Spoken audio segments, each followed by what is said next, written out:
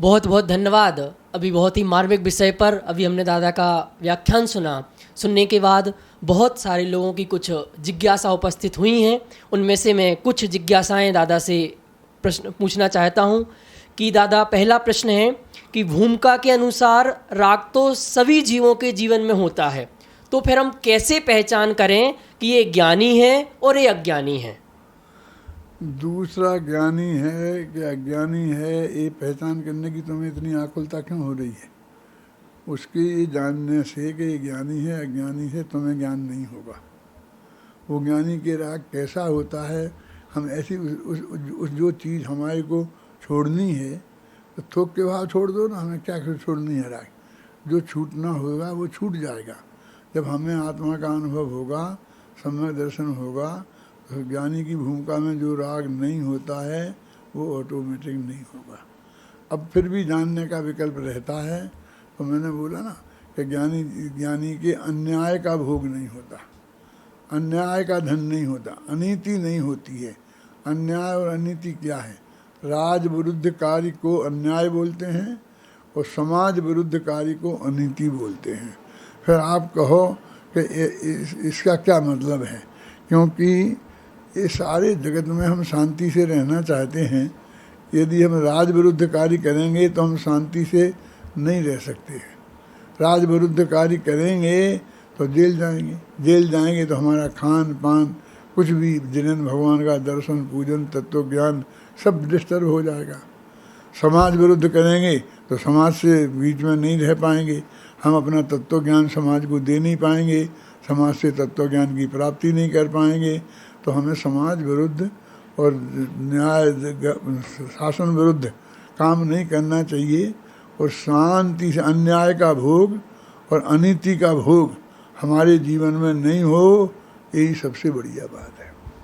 दादा, एक भाई एक प्रश्न पूछ रहे हैं कि आपने कहा कि ज्ञानी जीव के अंतरंग परिणति में राग नहीं पाया जाता। अंतरंग में तो वो यही मानता है कि मैं कोई करता धरता नहीं हूँ, मैं राग नहीं हूँ, तो फिर बाहर में भी छूट जाना चाहिए, बाहर में भी व्रत ले लेना चाहिए, दीक्षा ले लेना चाहिए?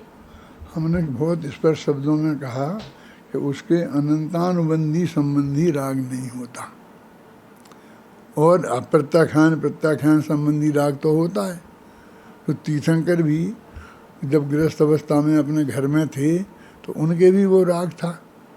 शांतिनाथ जो तीर्थंकर थे वे चक्रवर्ती भी थे, तो उनने भी 96,000 शादियाँ की थी, इतना परिग्रह उनके इकट्ठा हुआ था। तो हम क्या करें और क्या ना करें, इससे हमारा ऐसा हो जाएगा। तुम्हारा बुद्धिपूर्वक ऐसा नहीं है। बुद्धिपूर्वक अन्याय अनीति और अभक्ष का त्याग हमें अवश्य करना चाहिए।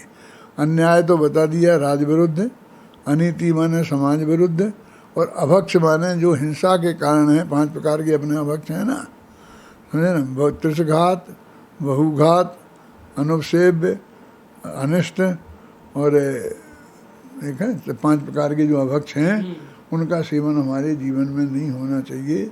शुद्ध सात्विक जीवन होना चाहिए। न्यायपूर्वक हमें अपने आजीविका रखनी चाहिए। समाज के विरुद्ध हमें कोई चक्कर में जाना नहीं चाहिए।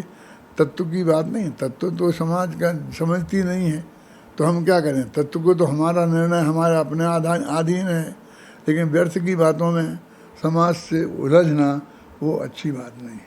दादा, एक अंतिम प्रश्न ये है कि सारे धर्म गुरु कहते हैं, अपने प्रवचनों में कहते हैं कि पुण्य करो, पुण्य के उदय से सुख की प्राप्ति होगी, पुण्य करने की बहुत बहुत प्रेरणा देते हैं। पर आपने अपने व्याख्यान में आज कहा कि पुण्य के उदय से भी दुख की ही प्राप्ति होती है। तो ये बात समझ में नहीं आई। पूरी दुनिया अलग चलती है और आप अलग चल रहे हैं। कौन क्या कहता है हम उसके चक्कर में नहीं पड़ते हैं, लेकिन हमने आपको स्पष्ट बताया ना कि आप शुभ मानते हो कि जो सामग्री है सब, स्त्री पुत्र मकान जायदाद रुपया पैसा, सारी जो अनुकूल सामग्री है ये पुण्य के उदय से मिलती है। ये बात पक्की है ना? और इसका नाम पाप परिग्रह है, और परिग्रह पापों में एक है। अब हाथ में रखे आंवले जैसा है। अब आपके धर्मगुरु कौन क्या कहते हैं, ये तो उनसे पूछो कि यदि ये सब पुण्य के उदय से मिली सामग्री को क्या वो धर्म के पुण्य कहने को तैयार हैं?